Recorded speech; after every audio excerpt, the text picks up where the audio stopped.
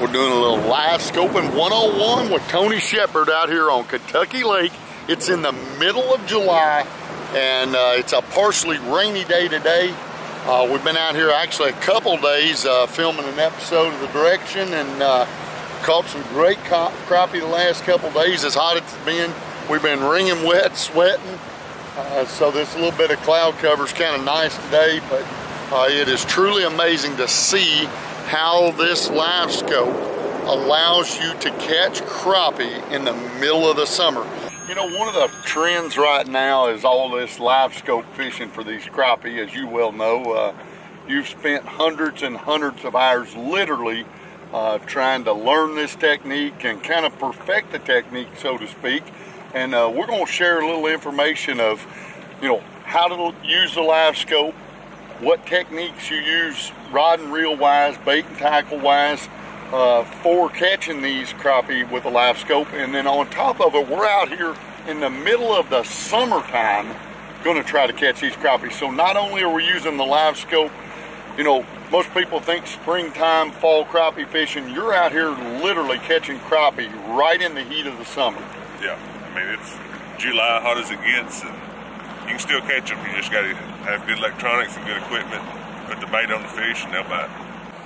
So one of the first things, Tony, is, of course, you know, always knowing where structure and cover is. And of course, you've got some waypoints already marked and that on your map where there's some brush piles, trees, what type of cover these fish are on. So once you locate that and you find a brush pile or you find a, you know, piece of structure that has crappie on it, the next step is to catch it. Of course. Okay, now that was a little sarcasm right there, but so no, like whatever everything right here is stuff we've put out in the summertime spots, you know, closer to deep water. And what I do is I pull up, put my live scope down, pull up with my live scope, scan the tree, find the biggest fish on the tree, and try to catch it. Pretty simple. All right, and we're going to show you a little bit about the live scope and what you're looking for to, you know what a crappie is. And so I'm going to drop a trolling motor. Tony actually has a great setup in the boat. If you look up here, he has room for 2 seats, which makes it really nice for when you have a team, you know, a team type right. tournament, like where you fish with your brother all the time, or just like the last few days that we've been filming together. You know, it's nice. I got a seat sitting right here beside you. I can actually watch the live scope with you. Guys that don't have that room for those seats, of course, they would have to stand side by side and watch that monitor. And but just what a neat setup Tony has right here for those dual seats. And you can see he has flipped the or turned the live scope on. And he has a marking on the map, the place that we're going to be looking for. I don't see it. Ain't popped up yet. Still oh, it's loading. Communicating with the other unit. Communication's a little slow, kind of like me. Now, Tony, I noticed that you have 2 different electronics on the front, and I'm assuming you use the Humminbird for your points and all that, and that's just because you're familiar with it? Right. I've always used Humminbird electronics, and I really love their side imaging. So I use their side imaging, and I use their smaller 10-inch unit up here for maps, and then I use the live scope to actually target the fish. Gotcha. So you can see down here he has his waypoints on the Humminbird right there. You can see all these dots. These are brush piles, trees, whatever they might be. You said some of this is structure you put out. Right. And then up here's the live scope. And so what he's going to do now is ease up the boat from this point onto one of these and scan it. I'm assuming that's the piece of structure starting to come up on the screen there. You can see the brush. Right. Now, there's your fish up top right there, that bright white spot. I see, and then this one looks to be a little larger, correct? Yeah. But with the live scope itself, if you look right here, Tony, you point and make sure I don't mislead somebody of where, you know, like this is going to be a little larger crappie right there. Am I correct? Right. The one with the brighter white there. Yes. So what he's doing is he scans this pile and he'll look at it, and then what he's going to do is throw out and literally target that fish. Right. So we are fishing. I'm going to assume that looks like a treetop. Yeah, that's a tree. Okay. And if you look, you can, you know, just see that, you know, you can see that treetop. Here comes his bait down the screen right there.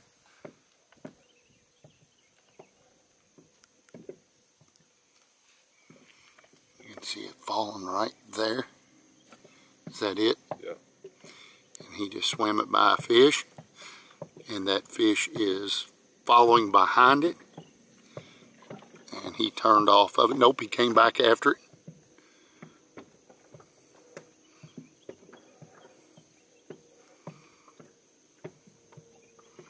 Totally amazing to be able to throw a bait in the water, watch it drop down in that structure, and see a fish follow it out. And yeah. you know, you tell me what kind of game changer it's been for you as a crappie fisherman.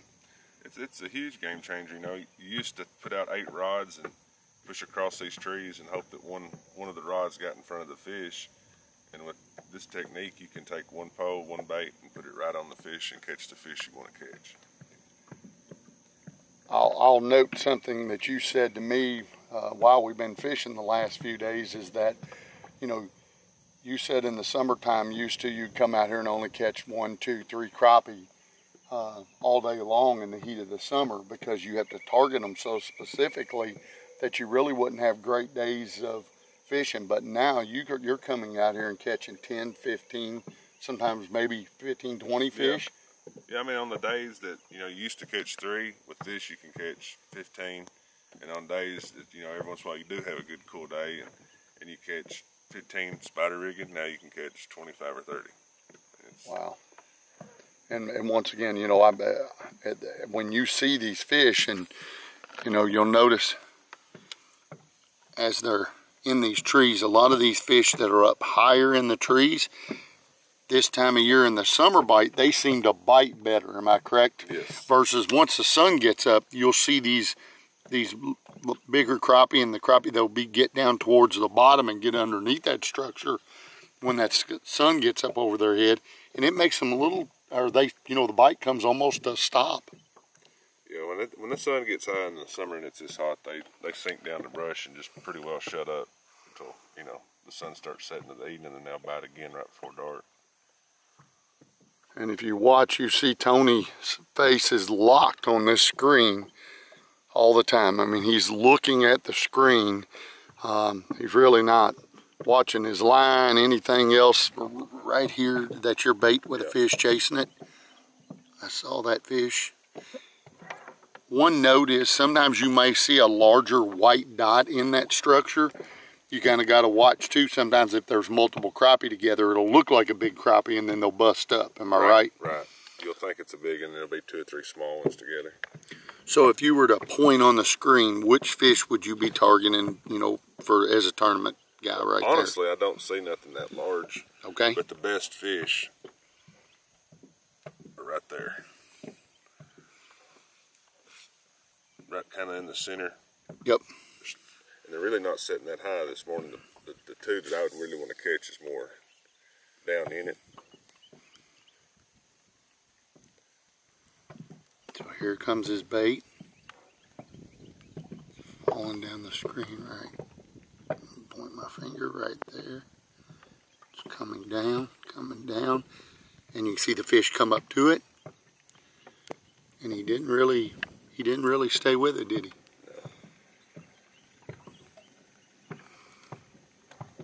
Just to note, this is the very first spot that we pulled up on. You haven't fished right here lately at all. So we're just out here just looking, just like we would if we were. It becomes a lot of hunting. You do a lot of hunting, you know. Riding around looking until you find them, and when you find them, it usually don't take that long to catch them. And then in your case, with the tournament side, you're looking for certain fish too. Right. You really start targeting a size of fish that you want to catch. All right, so we pulled up on the first dot right there, and no success on that pile, so we're going to move on to the next one. We didn't spend a lot of time there, Tony didn't see what he wanted. He said them fish weren't real high, and there really weren't any of them that were really big white dots that you wanted to catch. Right. Not really any size to them. That's what's amazing about this Live Scope. It enables you to, you know, go through a piece of structure, look at it, see if there's any quality fish in there that you really want to target to catch, and then you're not spending a lot of time catching 4 and 5 little 10 inches, right. or shouldn't say little 10 inches, because I clean 10 inches. Well, that's the ones I like to eat, 10, 12 inches. All right, so Tony, we pulled up on another place here. Now this piece is, tell me what, when you pop back over it. This is an old, it's an old tree. It's about fell down and broke down, but it looks like it might be a couple fish laid underneath it. Right there at the base of it. See the brighter white dots on there? Those are the fish, and then what you're doing is looking for the bigger dots. I keep putting the camera right there in your way. You can't see your screen. Tony's like, well, you get that camera out of the way. He spends a lot of time. If you look right there, I missed it. I saw the fish move. So what we'll do here is we're gonna keep this on the screen. And let's find Tony's bait dropping down through here. Here comes his bait right here. You can see it falling right there.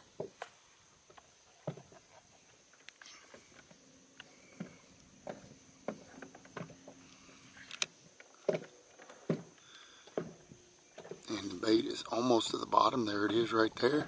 You can see the fish. Let's see if they react to it. The one's coming up. Coming up. Yeah, is he gonna take it? Another one ran up there.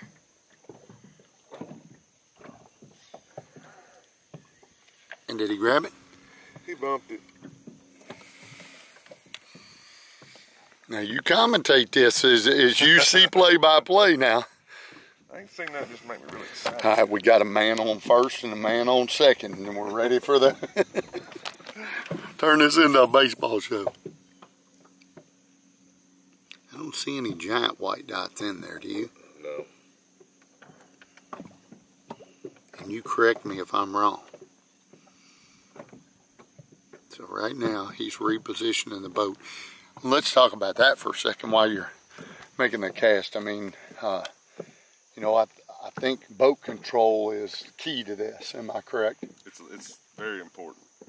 You know, you want to, when you're casting to them, you want to start with the wind in your face and get squared to the brush pile to where it's right directly in front of the boat, and both you and your partner can cast to it.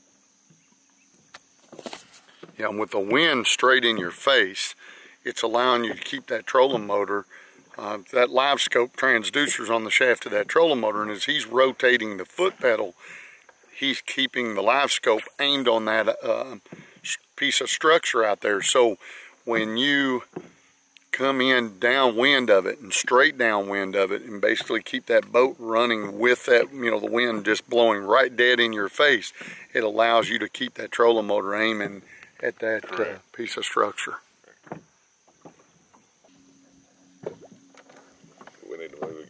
Okay, we're moving again. All right, so we're pulling up on another bunch of structure right here. Tony is coming in downwind of that structure, and he eases up to it. And one of the things that I noticed that he does is he gets up to it, he kind of gets a scan on it, and then a lot of times he'll actually turn the trolling motor around, slow your progression up so that you can ease in there on that brush pile, because I think one of the things you don't really want to do, especially in shallow water, is run over the top of that pile. Correct. Yeah, you don't want to get too close and spook your fish. That's the whole deal with the casting to them. I believe you can catch a few more fish casting.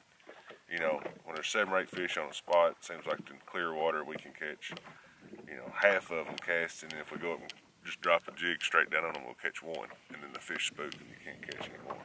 So what we're talking about there is the technique. What we're doing right now is coming up to the brush pile, getting it 25, 30 feet out in front of us. Right. You're scanning at 40 foot.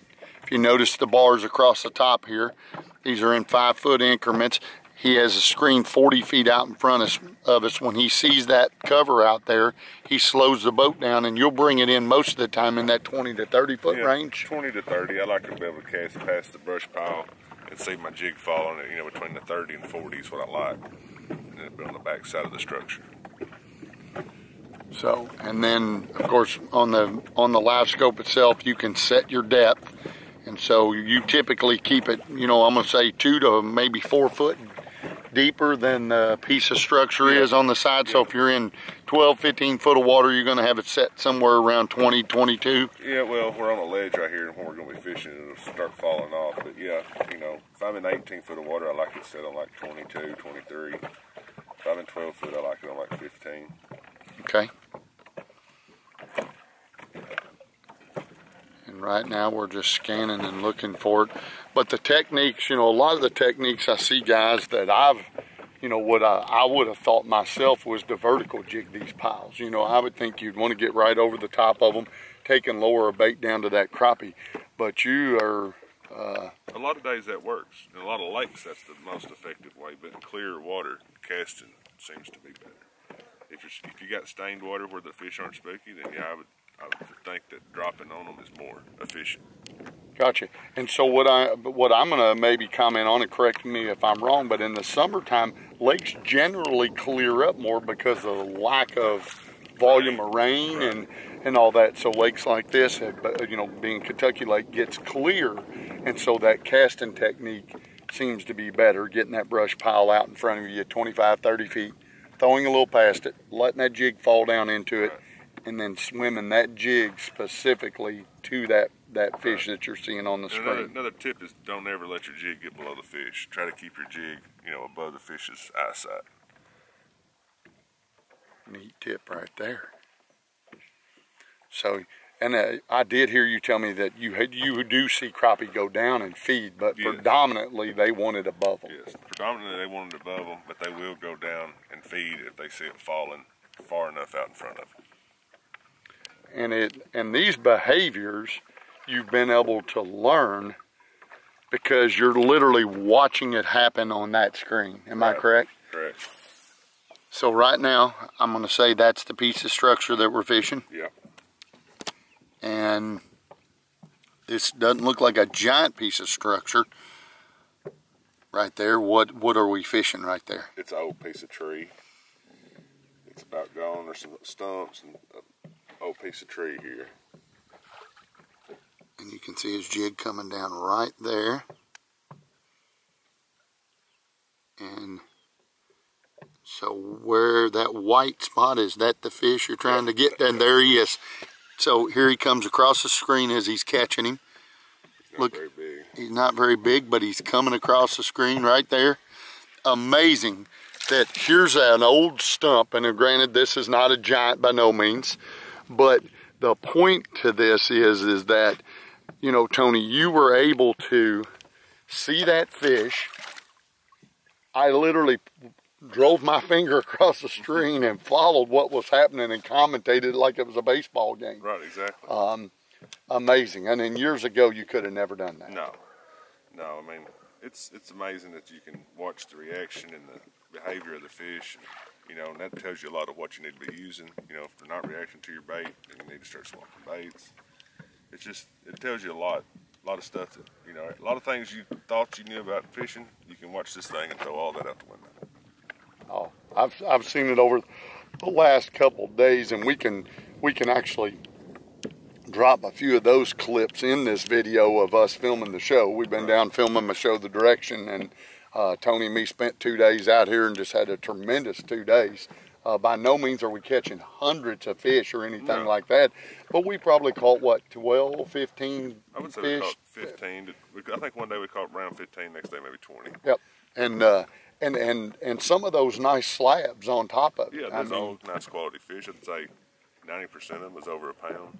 You know, a lot of them was pound quarters, pound 30s, pound and a half, few pound and a halves.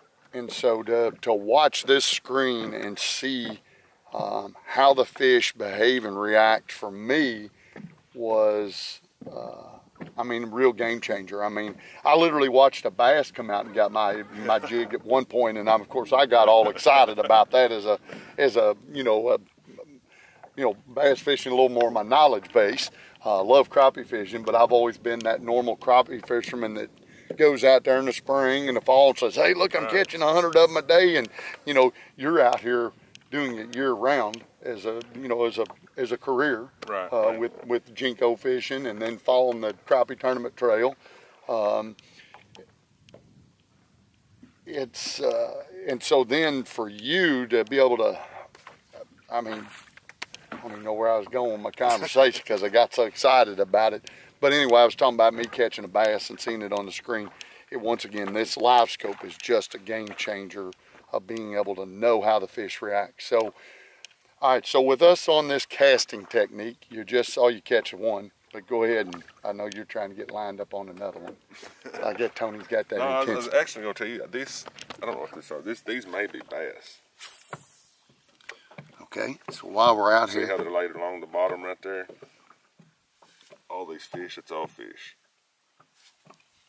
Oh, wow.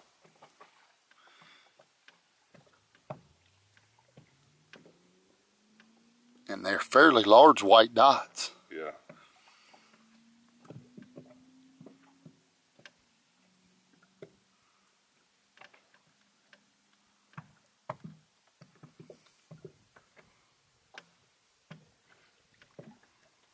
Now, is this a piece of structure here? Yeah, that's a piece of structure. And that white dot there, is that maybe a crappie? It's hard to tell. He looked a little too long, unless it was two.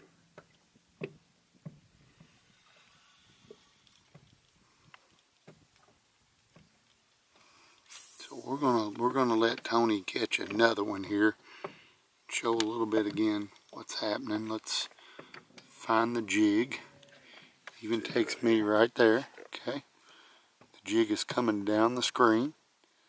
You can see it falling. You can see the fish down here. And he's brought it by that fish.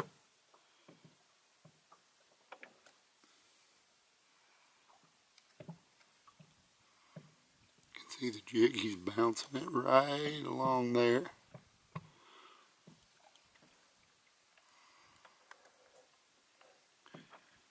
Once again, if you look our depth over here, we're in 13 feet of water right now. You know, you still, and we're on a ledge. Am I correct? Yep. It's because it's, you know, this side's what, 18 foot? Yeah, about 18 foot deep, and we're 12 foot deep on this side. So he has it set about 20, 22 foot on the settings for the depth. And then once again, his distance out, you're always scanning typically about 40 foot out. 40. Sometimes I'll do 50. And 50 would maybe be if the fish were a little spookier? If the little fish were a little spookier, I would back it out to 50 where I could, you know, try to cast a little harder and get out there at 40, 45. So we'll start into talking a little bit about the technique that you're using and kind of the setup of tackle and line size, all of that. So you're throwing it on a spinning reel, and you're using what pound braid? I use 10-pound braid, and okay. I use anywhere from a 10 to a 4-pound fluorocarbon leader. So when you say 10-pound braid, are you using like 30-pound braid that's 10-pound diameter, or are you using 10-pound braid that's like braid. 2-pound? Right, 2-pound braid. I really think it's like 4 or 6-pound diameter. Okay. Yeah. And then I use 8 to 4-pound fluorocarbon leader, usually around 6 to 7 foot long. A leader is what I like. That allows you, if you break off a few times, you've got enough leader to retie and keep fishing without having to tie the whole leader, unless you tie a bad knot. All right, and the braid, the reason for the braid, the sensitivity? Sensitivity, and it casts so much better. You don't have line twists, and the sensitivity, you can feel the lightest bite so much easier. So with the braid, one, you can keep small line diameter. It's sensitive, and then you put the fluorocarbon on there for the invisibility at the fish. Am I correct? Exactly right. Okay. And then it helps prevent the line twist as well when you braid on the spinning reel. I like the slowest gears in a spinning reel I can find. This is a Daiwa Ballistic 1000. That's what I use primarily on all my casting poles. And then this year I come out with the trick stick light. Last year I come out with the trick stick. It's a medium action, so I come out with the light action so I can cast lighter jigs. This pole's designed to cast like 80ths up to a 16th or 8th. And then the trick stick, it's better for fishing like 8ths. You can cast a 16th on it, but it has a very fast action tip, and it's more for like shooting docks. You know, it's really hard tip and shoots hard. But you know, typically I cast an 8th on the trick stick, and anything below an 8th, like a 16th or a 32nd or 64th, I'll cast on trick stick light. And you're talking about the size of the jig head. Yeah, the size of a jig head. Like today we're using a 16th white slasher, and I've got on a mermaid in dirty milk. And I mean, baby fry. I mean, the last 2 days you've been fishing the baby fry, the new color smoke that's coming out, and dirty milk. That's our two naturalist colors that we make. And right now in this clear water, hot summertime, that's what you're trying to do, is just mimic the fry that's hatched in the last couple months. And you know, you seem to like the natural, in the clear water, you like that natural color. Yes. Yeah, I mean, you know, you figure all that out with LiveScope. You sit there and you cast one color, and you know, I'll pull up onto a pile that I know has got 10 or 12 fish, and if I make a few casts and don't, you know, maybe one will follow it and I don't get bit, then I'll start changing colors and profile, and you know, you'll figure something out, they'll bite. All right, so once again, pick that bait back up.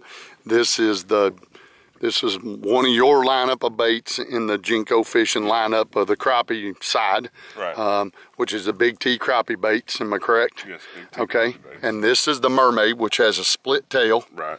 And all my baits has flukes in the sides of the bodies that creates little air bubbles. You can see it on LiveScope that'll come out when you twitch it or something. There'll be little bubbles release. All right. And then the jig head is the slasher jig head. Slasher jig head. It's got a light wire. Sickle hook on it, and the reason I do the light wire is if I get hung, and I can usually pull and straighten that out and keep I'm gonna lay that in my hand. I want to show that hook.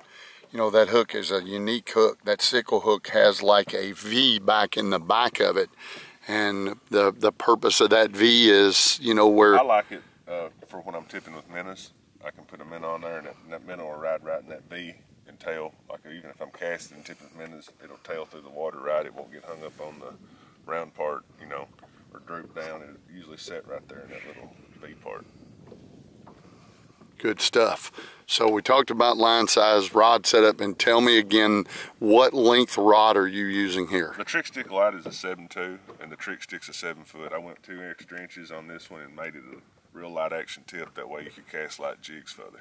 Gotcha. That quick tip enables you to be able to just kind of fire that bait out there. Right. All right, so that's a little bit about the setup that Tony's using for live scoping for summertime crappie. And do you use that same casting rod, you know, in the spring and the fall as well when you're casting for the yeah, I do. Like crappie? Like this spring, what I did was with the trick stick, which is a little stiffer. Like I said, I'd use a bobber on it, you know, because it could handle a bobber in a 16th ounce jig or 32nd. And then I would cast, you know, in shallow water, I was casting like a 32nd jig on this with no bobber. So that was kind of my springtime setup. All right, well, I'm ready to watch you pick another one out of this pile right here.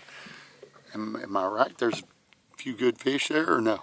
Yes, but I'm not 100% sure they're crappie. Yeah, I see the guy roaming across the bottom back and forth. There's a couple small fish on it, but they're not really what we're looking for. See, look at that fish run over and run back. Is that what you were talking about with the bass? With the bass, yeah. Usually they're hunting. You know, normally they'll swim. If they're around structure, they like circle it and they'll swim back and forth across it. Crappie's more set in one spot.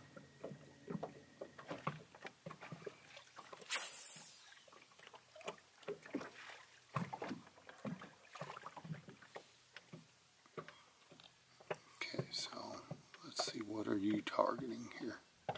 I see the jig going by that fish right there. It's headed to the bottom, right there.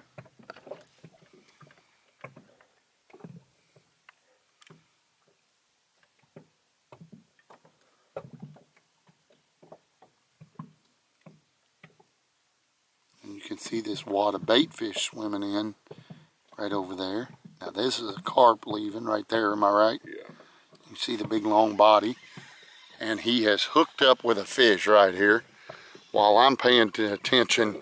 The stripers. All right, so there are stripers down there. So that's what a lot of them smaller fish are. Still totally neat that you can see those fish down there, watching them swim around aggressively and then throw a bait down there and catch them.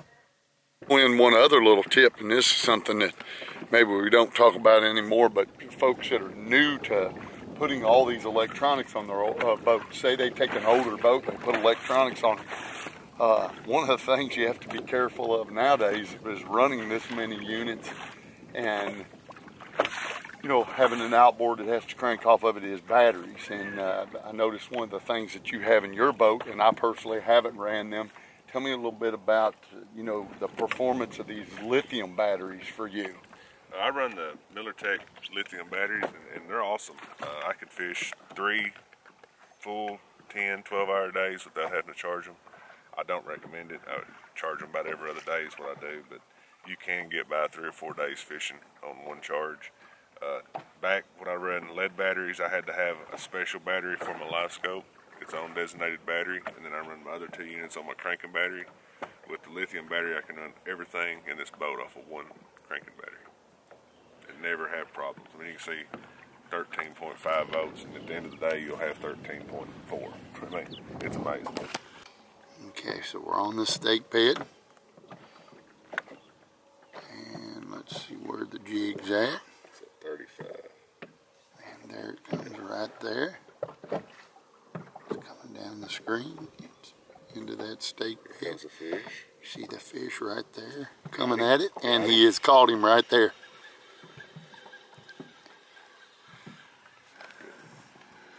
It's a pretty good one. Oh, look at this. Summertime slab crappie. This is no baby right there. Now, what that fish is going to weigh? Probably around 125, 135. I mean, look at that. Right in the middle of the summer, live scoping that crappie right out of the pile. I mean, you pull up on the stake bed, you literally point out the fish. Yeah, it's pretty well that simple. It's pretty amazing. Once you spend hours behind the unit and can figure out what you're looking at, it becomes, I say, pretty easy. You know, a lot of people say, I just don't see how it's easy. Well, if you spend enough time looking at it, it gets easy. And, you know, and I think that's where your advice is correct there, Tony. I think, you know, that it's, you're not just going to grab this unit and go do it immediately. No. You're going to have to spend some time. You got to train your eye to see that jig falling, because you don't see this jig. Oh my goodness, look, there's my jig, there's my jig. I mean, you still have to pay attention to where it's going and see the subtleties. Right. It takes a lot of focus. It does. I mean, to keep your trolling motor on the spot and your jig and the view of the fish and all that. It's a lot of boat control and hand-eye coordination, really, and training your eye to the unit. That's really probably the 3 things that goes into it. Well, you know, just watching that fish get reeled in and caught, I mean, it kind of gives somebody a great overview of the live scope. And, you know, of course, we went over the rod, the line setup. You know, I'm going to pull out we did talk about the baby fries, so I'll pull out the baby fry, because that's what I have been throwing is the baby fry. That's been the best bait. You said yesterday you noticed I went to something different. I just tried the mermaid, and I bit a couple rings off it because the fry is growing and getting a little bit bigger, and I was just trying to stay the same size as the fry that's hatching in the lake. So the mermaid was a little bigger than the fry, and so what you did is bite the first couple rings off of it, and we'll show that in a second. So the mermaid has these ribs in it, and you bit how many ribs off? 3. 3 of them? 3. Okay, so we'll show the mermaid here real quick, and we'll show the baby fry, but I want to watch you catch one more fish on the screen, because from me looking down, correct me if I'm wrong, but I see a few fish on there. There's a few fish in this one. Okay. Are we saying you're in a juice hole? No. Oh, he's holding out still. Never hose a G-so if it's got fish on it. That's true. All right, so that white, that's probably... My jig's right there. Okay. Turn the trolling motor on my squat down the top.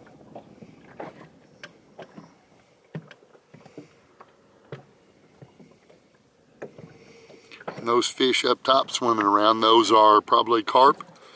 Yeah. Okay, so that's definitely a carp. Yeah, see, that's what a carp looks like right there.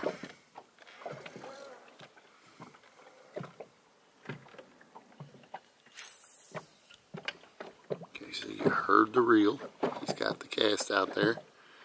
And let me find his jig. Here comes the jig down the screen right there. You can see it dropping. Once again, right there. And there's two fish in front of it. One of them ran right up and grabbed it. And once again, I mean, Tony, you just make this technique look really simple, but you've really committed a lot of time and effort and really built your knowledge of how to live scope. And right there, folks, that's what you can catch in the middle of the summer on Kentucky Lake with a live scope. All right, Tony, so we're going to talk about the bait itself and show it in the pack that you like to use, or that you're using right now. I was also using this bait right here, which is the Fry Baby, and I was using it in the new color called Smoke Show that you got coming out. Yes. And that'll be available after, what, August? Yeah, somewhere. probably about another 30 days it'll be out. Okay, so we'll say August of 2020 here, you'll be able to buy this new color. This is Smoke Show, and this is the Baby Fry, or the Fry Baby, right there. And this is the Mermaid that I was using today, which I was biting off 3 rings. All right, go ahead and put that over there on that package there. And Tony is actually biting off 3 rings. Good and healthy way of doing it. Well, yeah. Just making it a little bit smaller profile to match the size of the fry that's in the lake right now. And I like the wiggle of that tail. I mean, you pick that thing up and look at the little wiggle it has. Mm-hmm. Yeah, that's the reason I put flukes. The tickle fry, the fringe fry, and this bait here all have flukes to the side for extra action in the tail, and also a little water displacement when it's coming through the water. Well, you've just shown that that Mermaid definitely catches them. At some point, I'm gonna get tired of sitting here talking to this camera, and I'm gonna catch one on this Smoke Show for you. But well, tell me a little bit. Let's jump into the unit here, and tell me a little bit about setup of the live scope. Now, I found it to be pretty simple in my boat. I just basically turned mine on, and I mean, I didn't really do much but adjust the forward range and the down range. But is there any other adjustments? And really the only 2 adjustments I use is the forward range and the you know, like if I'm casting and the fish are spooky, I'll go out to 50 foot like that, which when you go out further, your fish are going to look smaller, your bait's going to be harder to find. So that's why I run it at 40. I'm just comfortable with my eyes with that. And then if I go to vertical jigging, and you're adjusting that basically by using the plus and the minus button right there. You can also adjust it right here. This is closer to me. I just handy to use. All right, and which unit is this? This is Garmin's. It's I think it's 1136. 1136. I'm not even really sure. Okay. I mean, I've had it about a year. And when I called Bass Tank, I'd asked them what was the best unit that with the best clarity picture for the money, and this is what they set me up with, and I've loved it ever since. My brother actually runs the 1222. It's pretty well the same screen, but it's all hand-controlled knobs, and it shows a great picture too. But as I was saying, it's like when I'm vertical fishing, I run it in to 30 foot, and that puts your boxes on 2 foot increments. So that way you can kind of judge your fish size. You know, if it's a 12-inch fish, he's going to be about as long as half that box. You know, and a 24-inch crappie, you better be trying to catch him. But but you can do that, and the closer you draw it in, the more detail you get with your jig. The jig will get bigger, the fish will look bigger. So keep that in mind when you draw it in to your close ranges. Your little fish are going to start looking like big fish because you're drawing everything in, making it bigger. So good tip. That's one reason that I set mine on like 40 foot and try to keep it on 40 foot. Is that right? Is because everything's always the same. And it also varies when you vary your depth from like 24 foot to say going real shallow in like 10 foot of water, then it's going to make your fish look bigger when you come shallower too. So anytime you're bringing closer, or you're just blowing it up. All right, Tony, one of the other things that we were talking about a minute ago is the rod, the line size, the bait. But there's also one little important factor there, is that folks have to go from braid to fluorocarbon. Yeah. And, I actually tied a little homemade knot that I use, and of course on the larger fluorocarbon and larger braid it holds up. But on that light line I saw quite a bit of breakage while we were filming the last couple days in my knot the first couple times. And then you said, Mark, you want me to show you how to tie this, and you showed me a knot called the Modified Alberto. Modified Alberto. And once I tied it, I still broke it a couple times because I probably didn't you can mess it up, get it down perfect. But let's go through and walk folks through that particular knot. And I know knots are tough to tie watching somebody on a video, but let's just take a minute and show a little bit about that knot. But folks could go look up and what is that knot again? It's called I'm not 100% sure, but I've always been told it was called Modified Alberto. Modified Alberto, and I'm sure there's great YouTube videos and stuff out there on those knots. There's thousands of knots you can tie, connecting braid to mono, but this makes such a small knot, it comes through your guides, you don't hear it clicking. I never felt it coming through mine. So let's just kind of walk the folks through how to tie one of them. My rod has just my braid on it right now, so we'll put a leader on there, and then I'm going to get rigged up. You know what? Because I'm tired of watching you catch all these summertime crappie. So one of the things that's real important, one of the tips, or really part of the technique that you have to have, is how to take fluorocarbon and braid and tie them together. Because with this, casting for these crappie, you're using braided line. Does the braid show up better on the LiveScope? Yes, you can see braid on LiveScope, and you can actually see the knot that connects your mono or your fluorocarbon to your braid, and then from that knot down it just disappears until you get to your jig head. So what we're going to do right here is we're going to have Tony kind of walk us through the knot he uses, which is the improved Alberto knot, or modified Alberto knot, excuse me. So he's going to walk us through how he's taking this 8-pound or 10-pound braid. 10-pound braid to 8-pound fluorocarbon right now. So you take your fluorocarbon and you loop it like that right there. And you want to make sure your tag end is long enough, you got enough to hold it with your pinky. So I make a loop, and I always come up through my loop. That's important to know which way you go up and which way you go down. So I always go up, and then once you come up, I pinch it right there together. And I take this and I go 5 times around. 2, 3, 4, 5. Then I grab it with this finger where I stop spinning, and you gotta go. My leader's a little short, I'm gonna have to redo it. There's 1, 2, 3. And something I didn't do that y'all don't want to do is leave not enough braid. But okay, on this right here, I came up through it, so I have to go back down the way I come up. So I'll take and get that braid through there, like that. And you want to make sure at this point right here, you wet it really good, and pull.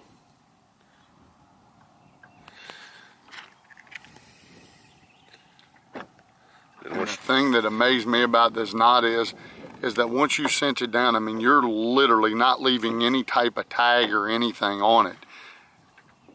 You kind of described it as, the Chinese finger trap. Yep, yeah. The old finger traps that you put on your finger and you'd pull back and they would cinch down, and essentially that knot. And you can see how small that knot is. I mean, it's very hard to see. Wow. That's it. So that's definitely an important thing, is to tie a good knot between the fluorocarbon and the braid.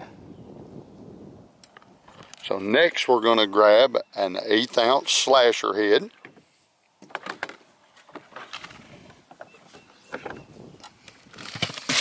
And by the way, Tony's rigging my line up.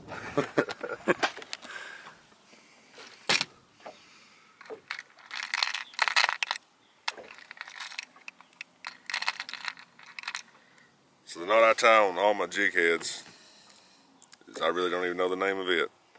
Somebody told me it was a Toledo tornado or something. Toledo. But I run my line through like that, and I lay my line back across my finger.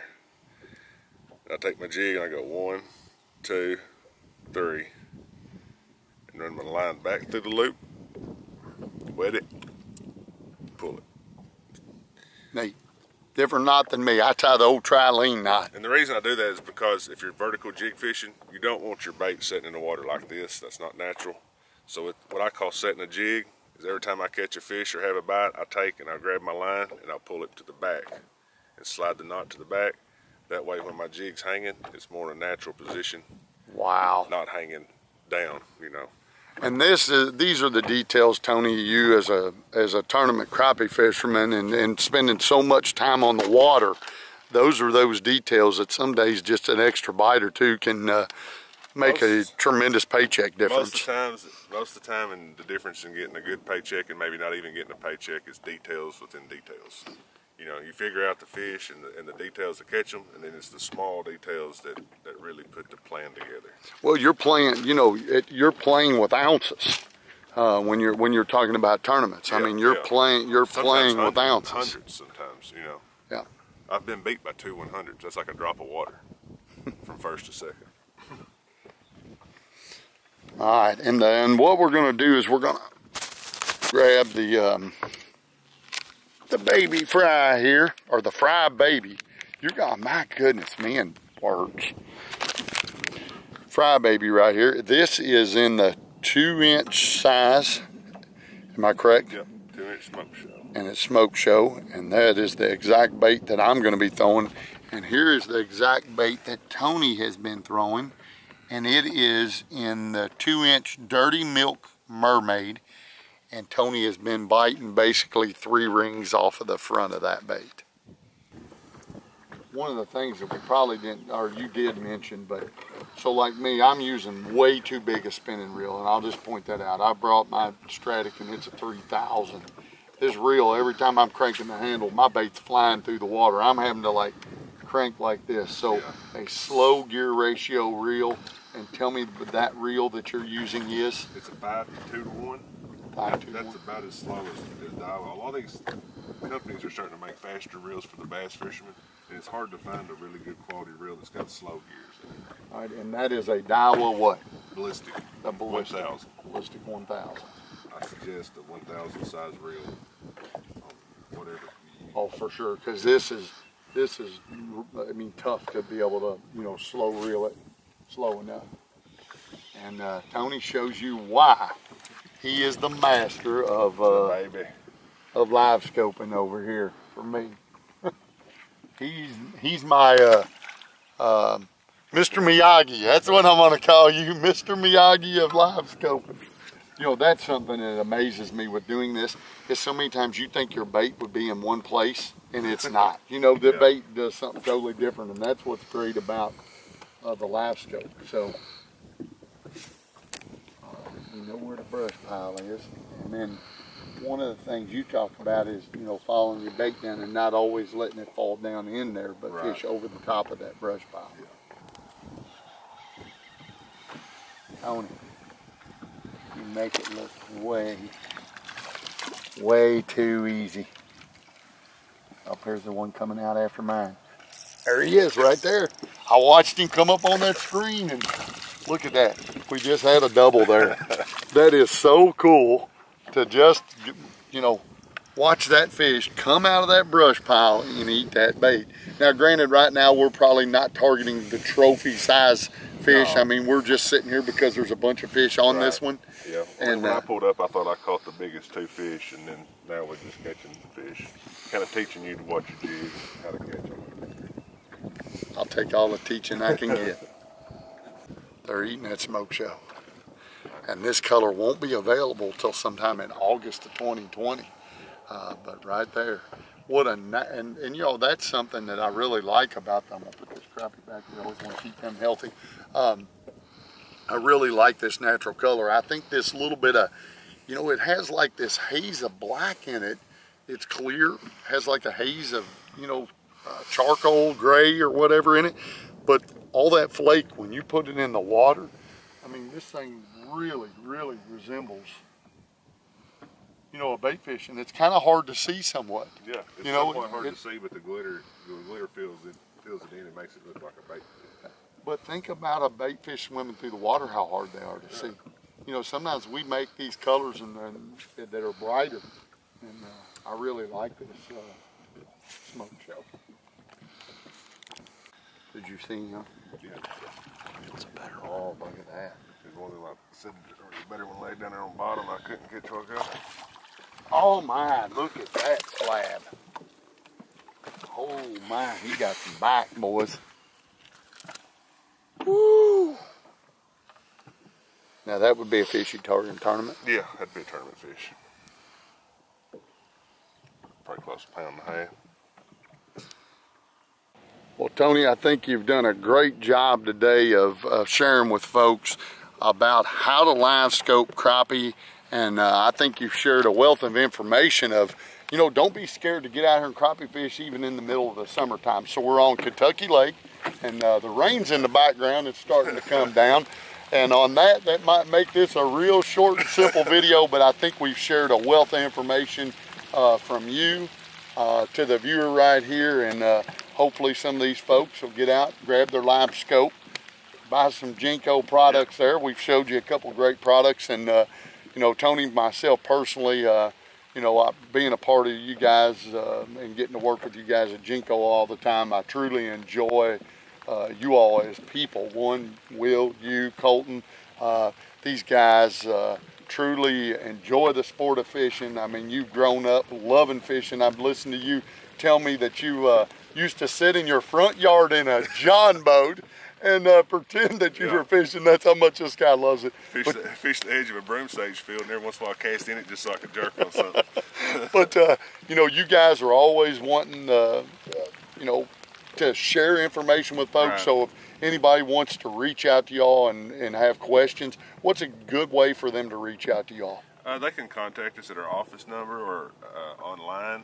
On all of our social medias, we have Messenger. You know, you can post a message on any social media. We're all about growing the sport of fishing. That's what we're trying to do.